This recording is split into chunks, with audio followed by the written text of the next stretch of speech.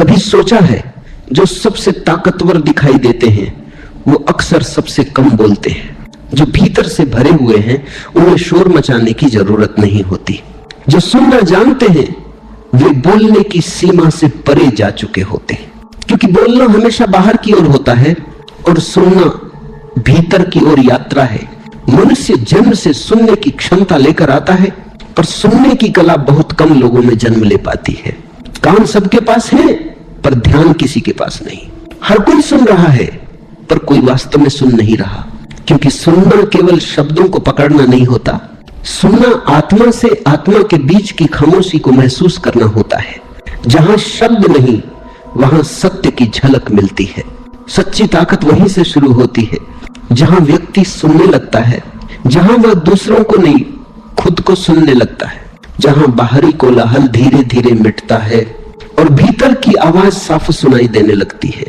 लोग समझते हैं कि ताकत बोलने में है, कि जो ज्यादा बोलता है, जो बहस में जीत जाता है, जो सबके सामने अपने शब्दों का शोर फैला देता है, वही प्रभावशाली है। पर जो सच में जागा है वह जानता है कि बोलने से शक्ति नहीं आती, बल्कि बोलने से ऊर्जा बिखरती है। हर शब्द ऊर्जा है, हर वाक्य एक तरंग है।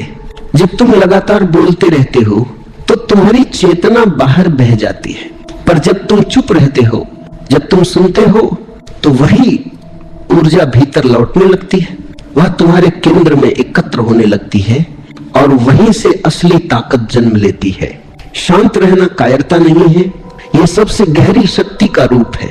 क्योंकि चुप रहना तब कठिन है जब भीतर शोर है, जब भीतर प्रतिक्रिया है, क्रोध है, असुरक्षा है, तब मन बोलने को मजबूर करता है। पर जो व्यक्ति सुनना सीख लेता है वह इन सबको बिना बोले देख लेता है, और देखने से, सुनने से सब कुछ बदलने लगता है।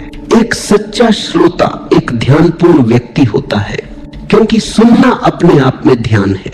जब तुम किसी को पूरे मन से सुनते हो तो तुम सोच नहीं रहे होते, तुम तर्क नहीं कर रहे होते, तुम बस उपस्थित होते हो पूर्ण रूप से, अबाध गहराई से। वह क्षण ध्यान का होता है और उसी क्षण तुम भीतर उतरने लगते हो। जो बोलता है वो बाहर की दुनिया में खो जाता है, जो सुनता है वो भीतर की दुनिया में प्रवेश करता है, और भीतर की दुनिया ही असली शक्ति का स्रोत है। वहां कोई प्रतिस्पर्धा नहीं, कोई प्रमाण नहीं, कोई तुलना नहीं। वहां बस अस्तित्व है, शांत, पूर्ण और असीम। जब तुम सुनने लगते हो तब तुम अपने चारों